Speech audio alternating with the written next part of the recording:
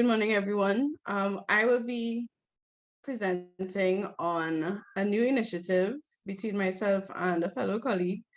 We call it Stealing the Show. So far, we have these great ideas, and we'd like to share it with you all because we would like to start this initiative before the end of the year and hopefully we can keep going forward.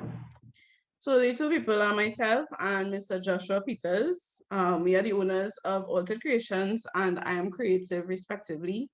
When we both finished our studies in UE, because he actually attained his bachelor's degree in music last year, and I completed my postgrad diploma in ACEM, what we call ACEM, Arts and Cultural Enterprise Management, last year as well.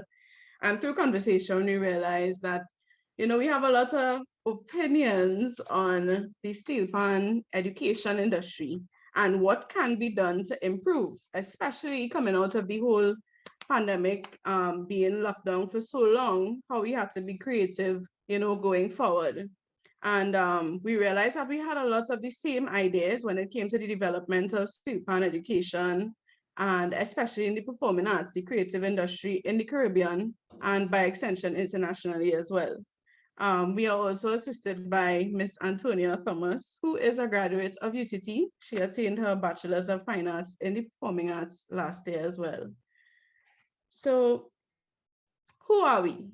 Stealing the Show will take the form of a fun, interactive, and educational talk show series that will highlight the different accomplishments, events, visions, and goals of young and mature musicians, arrangers, performers, tuners, builders, innovators, entrepreneurs, management, and education in Steelpan. So it's a lot to swallow, but we really want to tap into everything or every aspect of the Steelpan industry, especially with the focus on education.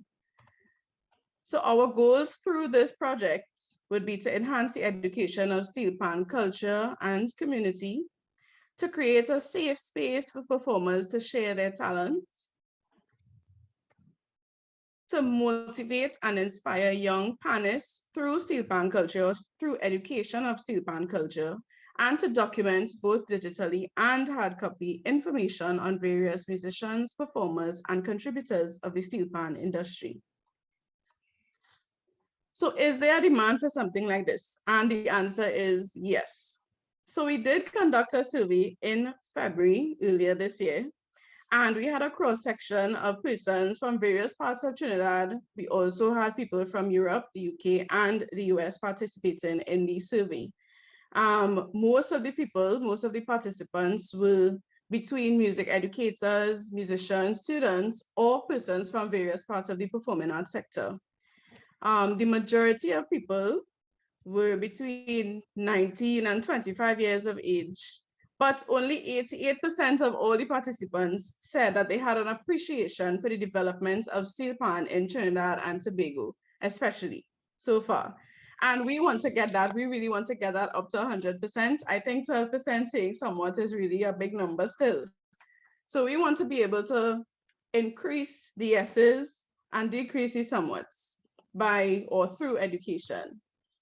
Another question we asked was, do you think that there is a need for educational entertainment highlighting the Steelpan community? 97% of the people said yes, 2% were maybe, and 1% was no. So we really want to get that to 100%. We also asked if there were a series highlighting the development of the Steelpan industry and those who have contributed to development, do you see yourself viewing it? In other words, if there was something like this, would you take the time to look at it? 82% of our participants said yes. So that gives us a clear indication that something like this is needed and it's important to have because we are moving forward in a technological world. Why not use the technology to advance or to enhance what we already know? And then we asked, do you think more should be done to educate present and future generations about the hard work and perseverance that goes into the Steelpan community's development? 98% said yes, 2% said no. So that to us is a clear indication that more has to be done to enhance what people know, to educate people more. A lot of people in this day and age still say we beat pan, So what can we do to get out of that whole connotation of, the disadvantages or the negative connotations within the Steelpan industry? So why a series like this is important?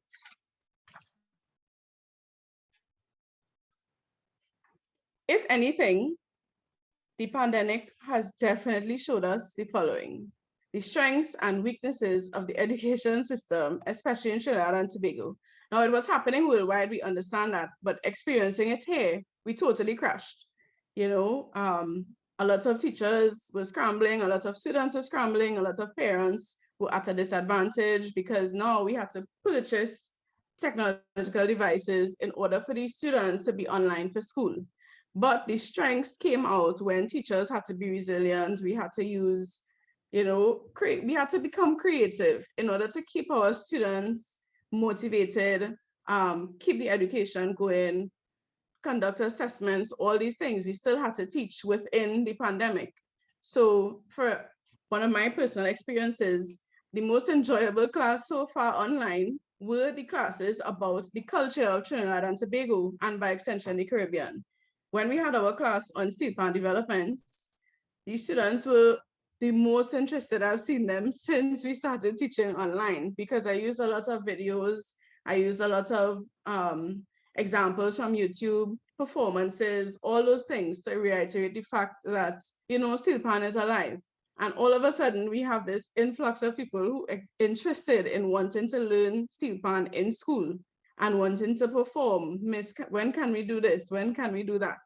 So we saw the weaknesses, but we also saw the strengths for the majority of the teachers, especially in music. We had to be very creative because we still had to get our students ready for exams and, assessments and all these things to go up into higher forms. But we also saw the strengths and weaknesses of how we promote culture. When basically the world was locked down, there was no way to promote culture as we know it. So there was no carnival, there was no panorama, there were no performances in Steelpan generally. And we had to find a way now to still have our place within this entire pandemic, to still make sure that Steelpan performance, Steelpan education, the musicianship of it all was still present. And because of that, we were able to see the creativity of some people come out who were able to create content successfully and promote it. During the pandemic, a lot of people launched their solo careers. We had PanNotation doing a lot of online performances and shows to raise funds and, promote certain, some steel bands. We also had the influx of, or the inception of Panogramma. And we also had the show from Clean Somerville, Steel Love. So all these are examples of how people use their creativity to still promote Pan in our society.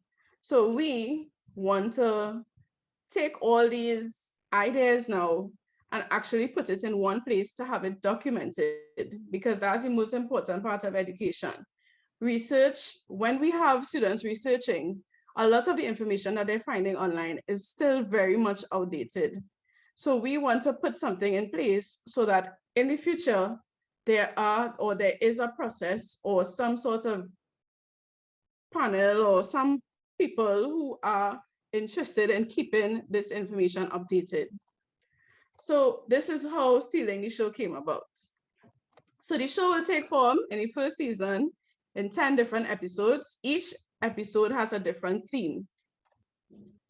Each guest will be invited to have short interviews and participate in activities and trivia based on the theme of the episode.